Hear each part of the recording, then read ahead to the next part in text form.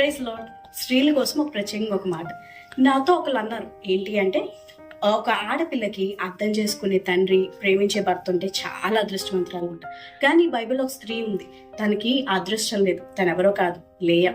తన తండ్రి తనకి జబ్బు కలదని చెప్పి మోసం చేసి తన భర్తకిచ్చి పెళ్లి చేశారు. అర్థం చేసుకునే తండ్రి లేదు.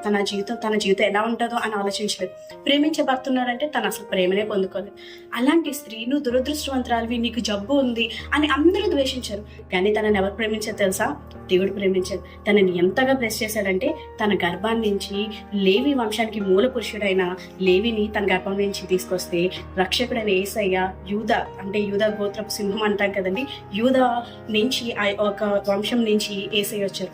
అంటే తనను అందరు నిరాకరించారు. ఒక నిర్దేశించబడిన రాయిగా ఉంది, కానీ ఆ రాయిని తనను హెచ్చించాడు. ఈరోజు నీ జీవితంలో కూడా ఒక దురదృష్టవంతరాలు అనే మాట నీకు పడిపోయిందా? నేను అందరు రిజెక్ట్ చేస్తున్నారా?